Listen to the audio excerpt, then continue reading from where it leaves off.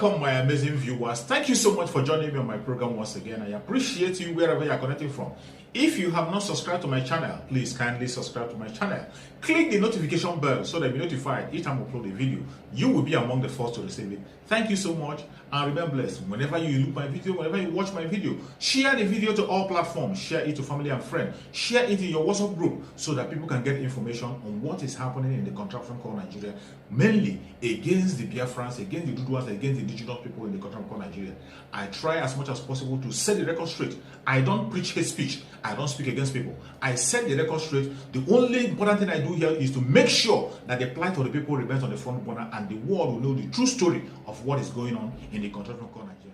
Now, there are several arguments to this concept of subsidy. Those who say, look, the amount of people that is benefiting from this subsidy payment, we spend 4 trillion now, because now there is another regime since the Petroleum Industry Act was put in place, which takes away government's role or major role in the NNPC, which makes NNPC a private interest. Now, should Nigeria continue to be, the nation continue to pay for subsidy, which you say is just a little portion of the country that is benefiting for it, 4 trillion, especially if you look at out of 17 trillion naira, we are paying for that amount of money into subsidy. Some people will argue that it is needed. Politically speaking, you may not be able to do that right now. Let's get some insight into all of this perspective. There are different debates over this matter, but I'm not the expert here. Let's bring the expert. I'm being joined tonight by Professor Kingsley Moghalu, a political economist, a lawyer, former deputy governor of the Central Bank of Nigeria, 2023 presidential aspirant of the African Democratic Congress, ADC.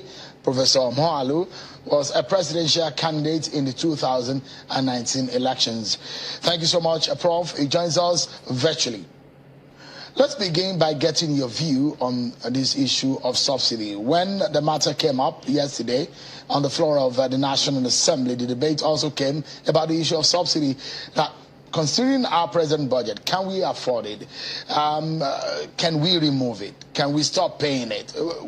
It's a quagmire, isn't it? Economic quagmire that this present government may have found itself.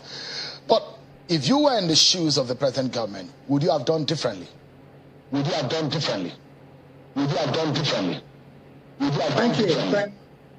Thank you, Shell. The matter of subsidy is a very difficult one.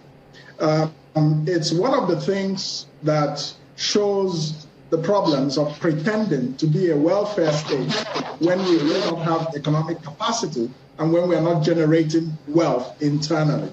So in fact, you find now that the government is borrowing a lot. You asked whether the subsidy can be removed. It should be removed. It may not be possible to remove it immediately. It requires proper planning, and I think that 4 trillion naira going to petroleum subsidy is 4 trillion naira that should better be invested in education, in healthcare, and in developing a public transportation system that could be subsidized for poorer people. And the subsidy that public transport system would require would be a fraction of what we spend on petroleum subsidy. If you spent 1 trillion naira, you don't even have to do that. If you spend 500 billion naira, you could have a very effective public transportation system across this whole country.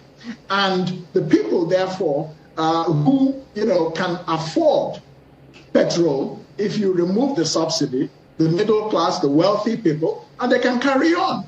And poor people who cannot afford the commercial price of petrol, which is being subsidized today, can use public transport to move around.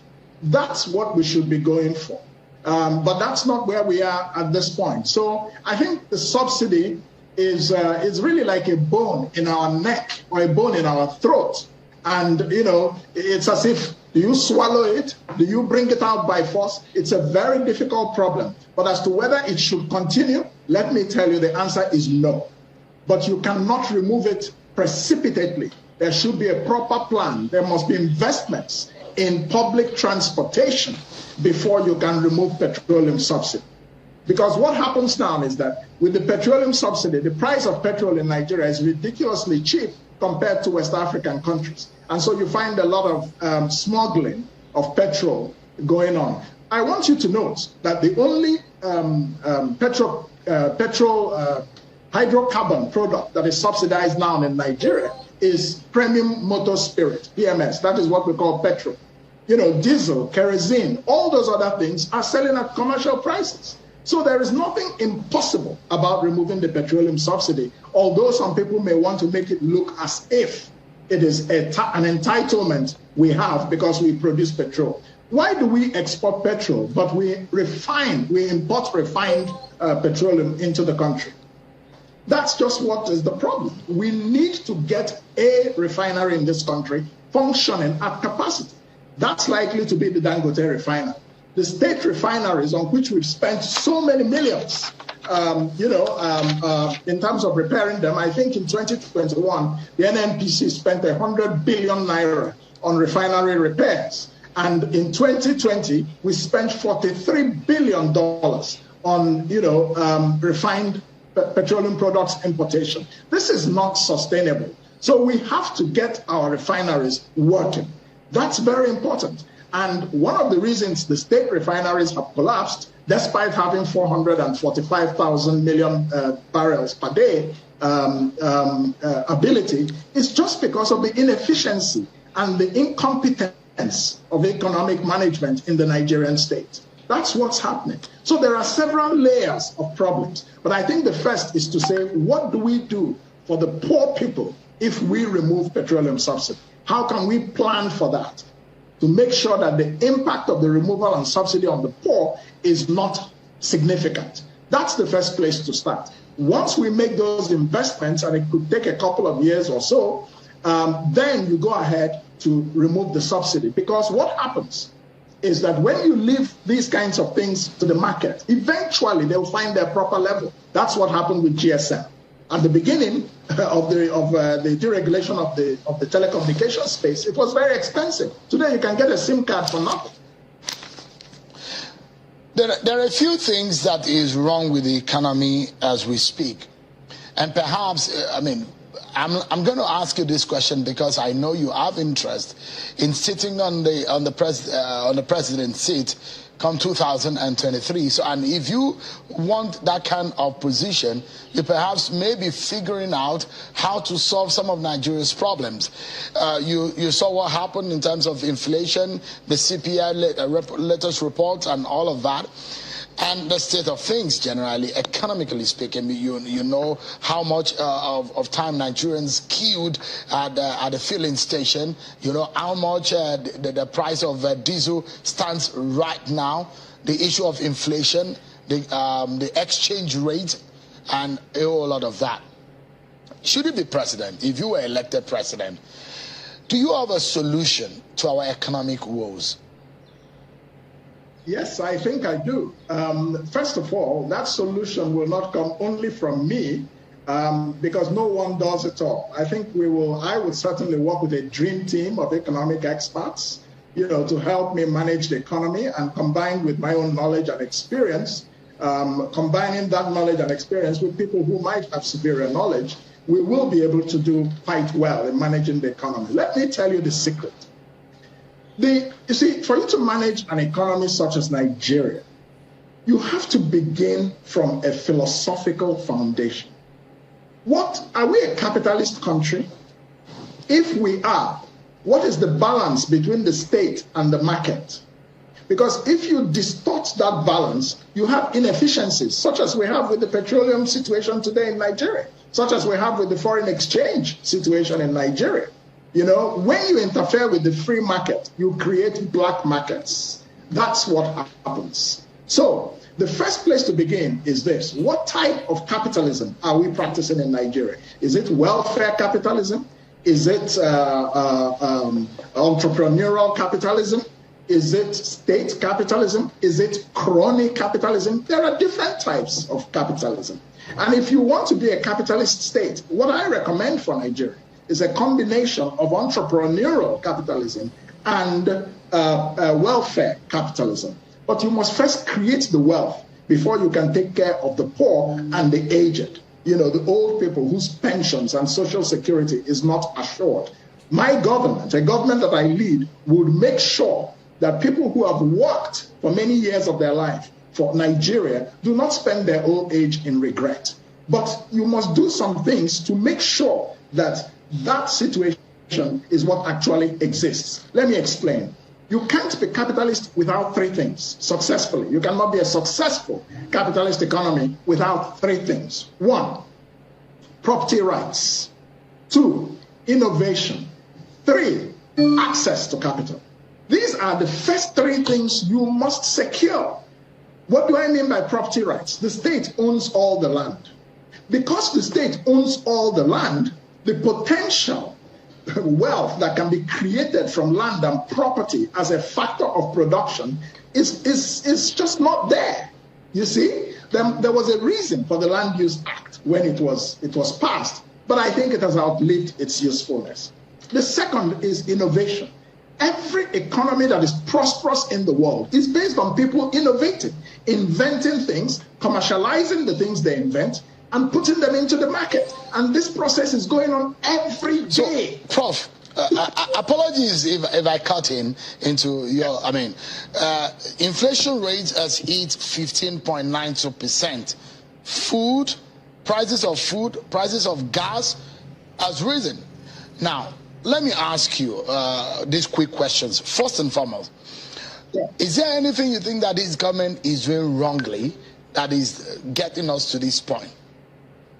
Yes, I have been very honest as a citizen in saying that I do not think that the management of Nigeria's economy has been as competent as it ought to be.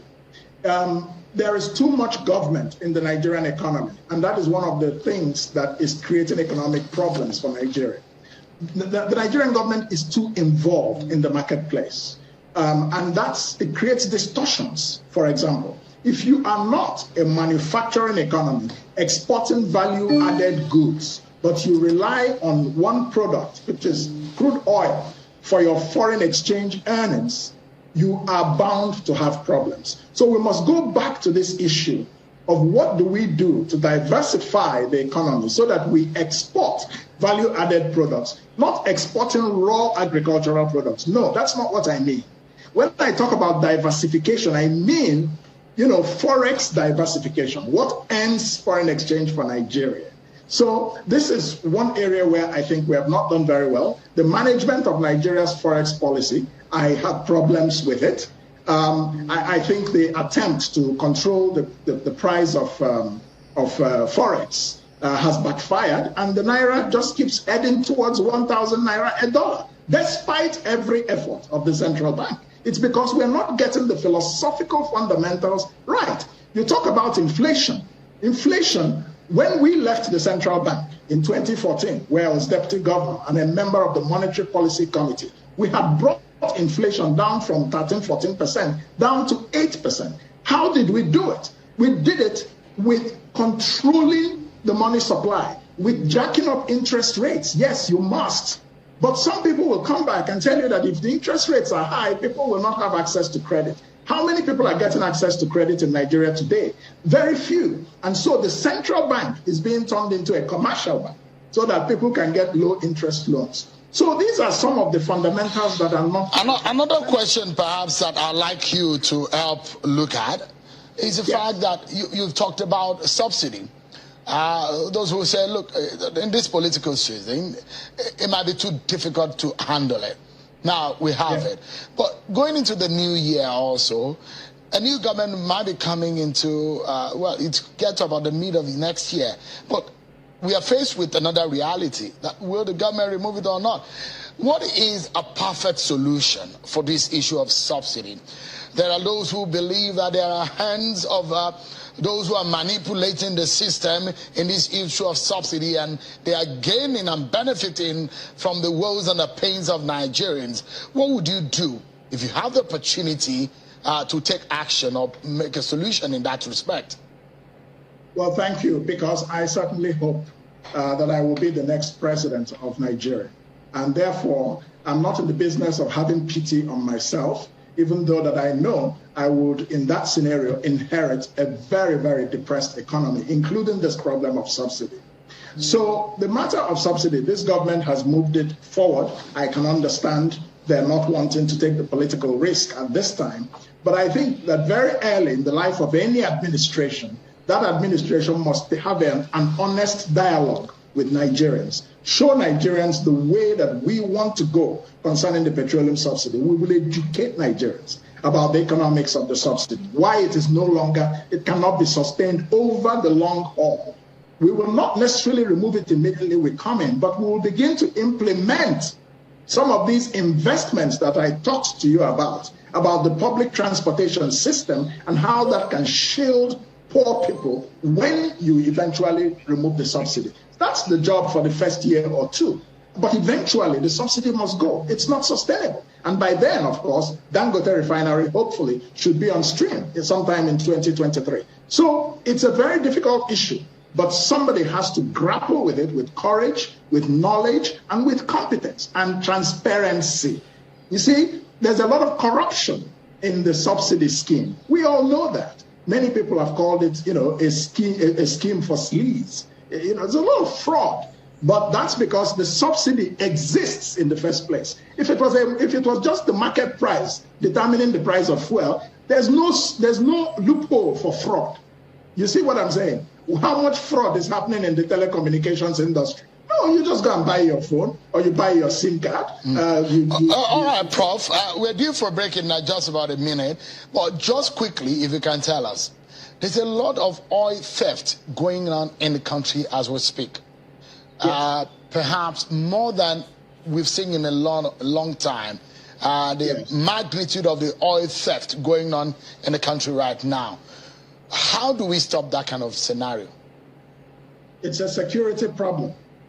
And Nigeria's security is heavily challenged on all fronts, whether it is the security of oil production and transportation, or the security of lives and property in terms of bandits and terrorists. Our security is challenged all around. It's a security problem. And it's also a problem of governance. You see, corruption walks on four legs in Nigeria now. It's the corruption industrial complex. But there is no accountability for corruption in Nigeria. And so there is an incentive for it to continue to grow ever more serious. So this is what is happening. It's a security problem, period. And it's a governance issue as well. All right. We'll get into a few of those issues, but I was going to ask you, if you become Nigeria's president, would you cut down on the presidential fleet? One, would you stop? Would you cut down on the cars that you have on your entourage? Would you do that? And how will you cut cost of governance also? Yes, absolutely. We will cut all these things that are not necessary, but without compromising the security of the president or the security of the state. Remember what killed Murtala Mohammed? We don't want that. But at the same time, we will not encourage all these long convoys and wasteful use of state resources. I will not encourage that at all. I will be very, very determined about cutting the cost of governance. And the first place to start is in political appointees. They are a parasite on the system. You cannot have personal assistants to special assistants and special assistants to senior special assistants. This is just nonsense. And it has to stop. It takes political will, which I have. Let's take a break, Prof. And I'll get we'll get to wrap up on your ambition to become Nigeria's next president, because you are so confident and you are so certain that you will be the next president. And we want to find out how you want to go about that. We'll take a break, everyone. Get the final thoughts of Professor Kingsley Moghalu, our presidential aspirant. And also, welcome back, everyone, to the program. I've been speaking with Professor Kingsley Moghalu, a former presidential candidate in 2019 and the presidential aspirant of the ADC.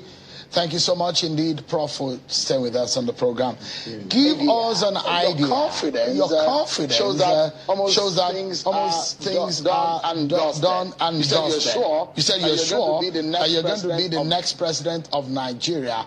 What do you mean by that? And what gives you this confidence? No, I said I certainly hope that I will be the next president of Nigeria. I'm not God and I don't see tomorrow. But I do hope to and plan to become the next president. There's a number of ways that we are going to do it. It's not just me, but there is a whole movement of Nigerians. Today, we received a group now known as the Moyalu State of Mind. Previously, they were called the Atiku State of Mind. They were a support group of the former vice president, but today they decamped and had an event where they endorsed me for the presidency of Nigeria in 2023. And there are many such groups and structures across the whole country that are approaching me and pledging their support because they feel that the time has come for a generational paradigm shift from the past of our traditional politicians, which has brought us to a very difficult place. And moving forward, they want a younger, more modern, economically sound, intellectually sound president. You know, somebody who understands that the presidency is a job. It's not just a political promotion. It's a job. And like if you were hiring for your business, you should not hire somebody who does not have the job requirements. What are the job requirements of the president? 4 things, 4 core functions. 1, nation building. 2, national security. 3, the national economy. 4, foreign affairs. Many of these people realize that of all the people who are aspiring to be president today, I am far better prepared on these 4 things by virtue of my career, a long and distinguished career of achievement in the United Nations at the global level, in terms of nation building in countries like Croatia, in the former Yugoslavia, Rwanda, and so on, you know, Cambodia. You know, my involvement in international security operations, cross-border counterterrorism operations, and international peacekeeping. My experience in economic management at a leadership level in the central bank. My track record as a United Nations diplomat, you know, with knowledge and experience in traditional diplomacy. These are the functions of the president. It's not just politics, you know. After the election, the president must govern. Professor Mohammadu, I'd like to speak with you as a political journalist now. That beyond the capacity and beyond the profile of someone who wants to be a president comes the issue of the political platform in which you are vying on, the ADC. Absolutely. Does your party has the national outlook and the wherewithal to be able, and does it have a history of winning a national election of this nature that can galvanize or give you that strength going into this election, should you even get a ticket of your party? Yes. First of all, in history, there's always a first time. History is always made. You know, so 2023 is going to be a historic year for Nigeria. In the past, we have always placed too much emphasis on political parties without looking at the capacity of individuals. So this 2023 election, I suspect it's going to connect capacity with politics. Yes, politics is real. It's local. We must get elected in order to be able to bring what we have for Nigerians. But I'm telling you that we are building a massive structure across the country. Grassroots structure. This is one of the lessons I learned from 2019. Don't forget I was a presidential candidate in 2019. And I learned that everybody in Nigeria could like you, but if you don't have a proper structure, you're not likely to win. So in 2023, structures are gravitating towards someone like myself, in whom people have seen that I can be a bridge between Nigeria's past and its future. The young people of Nigeria are Nigeria's wealth and Nigeria's future. And we need a generational shift to somebody with a track record, such as I have, somebody with a vision, somebody with a courage, such as I have shown. If I wasn't courageous, I would not have gone about politics the way I have gone about it. So, you know, this is, you know, people are waking up in Nigeria today. And therefore, it's human beings that are the structure. It's human beings that will help us drive to victory. And many of those people are gravitating towards me quietly. We're not making too much noise. You will notice that many other actors have been in the news of late, but I'm just smiling because I believe in Muhammad Ali's rope-a-dope strategy. Muhammad Ali, the great boxer in those days, he would hang back on the rope and people would punch themselves tired. And then he will come out with a massive left hook and deliver it to you and you're on the campus. So in 2023, I can tell you it's going to be a rope-a-dope. It will be a thriller in Manila, a rumble in the jungle, like Ali would say. I just love my job. Just like you describing it as a boxing bout, I see myself as that reporter standing and watching and taking note of those jabs and those punches, and how I'm going to report it. I'm going to be having a nice time reporting those interesting scenarios that you're talking about Absolutely. tonight. But Professor Kingsley Mohalu, it's a pleasure talking to you tonight. Thank you so much indeed for talking to us. Thank you, Shago. Always a pleasure. Thank you so much for your patience to watch from the beginning to the end. I hope you have learned something from the video you have just watched. The video you have just watched is to bring information to your doorstep and for educational purpose. It is not to demonize anybody. Let us watch continuously and see who can be able to make a sense out of every nonsense we are seeing. We must continue. We move. It doesn't matter what they do. It doesn't matter what they say. They will kill us. We will kill them. At the end of the day, Biafra is here. Thank you for watching. If you have not subscribed to the channel, please kindly subscribe to the channel.